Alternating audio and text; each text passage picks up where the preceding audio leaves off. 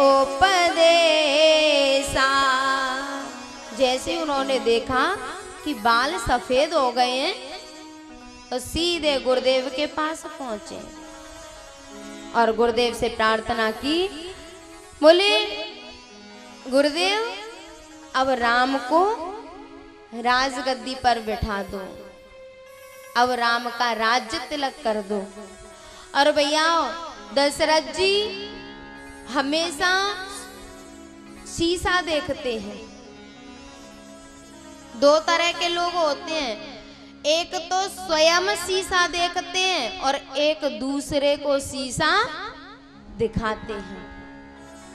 जो स्वयं शीशा देखते हैं वो तो उच्च कोटि के होते हैं, लेकिन जो दूसरों को दिखाते हैं वो उच्च कोटि के नहीं होते। दशरथ जी ने स्वयं शीशा देखा है। शीशा देखने का मतलब है अपना अवलोकन करना, अपना निरीक्षण करना। और शीशा दिखाने का मतलब है कि देखो तुम्हारे अंदर क्या है, अपना अवलोकन करना। स्वयं शीशा देखना तो बहुत अच्छी बात है, लेकिन जो दूसरों को शीशा दिखाते हैं उनको राक्षस बनना पड़ता है।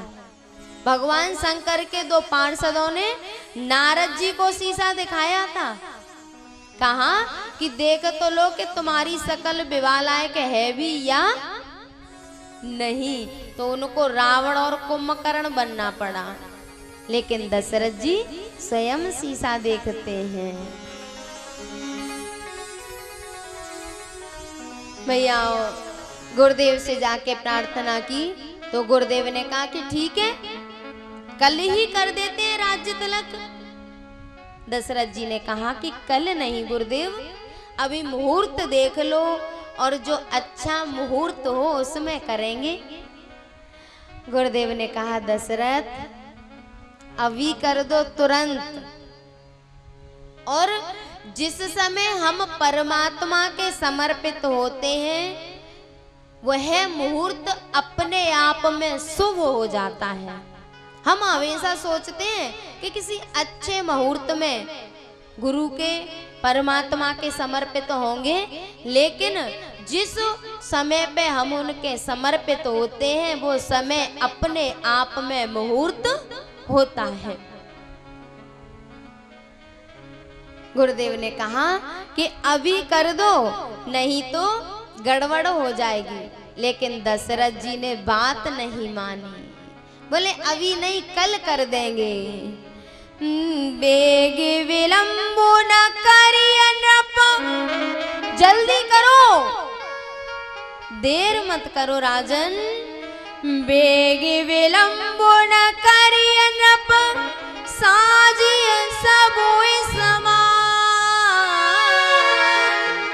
सारे समाज को बुला लो और अभी राज्य तिलक कर दो। दशरथ जी ने कहा गुरुदेव आज नहीं कल। बोले तो ठीक है जैसा तुम्हें अच्छा लगे। भैया पूरे नगर में ढिढोरा पिटवा दिया कि कल राम का राज्याभिषेक होगा, कल राम का राज्य तिलक होगा। और पूरे नगर में सब खुशी मना रहे हैं। और जैसे ही देवताओं ने सुना कि कल राज्य तिलक होने वाला है तो देवताओं की तो नानी मर गई। वो सोचने लगे कि राज्य तिलक हो गया तो ये हमारा काम कब करेंगे। उन्होंने काना फूसी करना शुरू कर दिया। बोले ये क्या हो रहा है, ये तो राज्य तिलक की तैयारी हो रही है। भैया पूरे नगर में खुशी की लहर फैली थी, सब तैयारी कर रहे थे।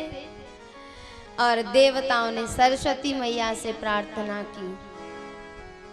बोले माँ तुम ही हमारा काम कर सकती हो और अयोध्या में जाकर और किसी की बुद्धि को बदल दो, किसी एक की बुद्धि को।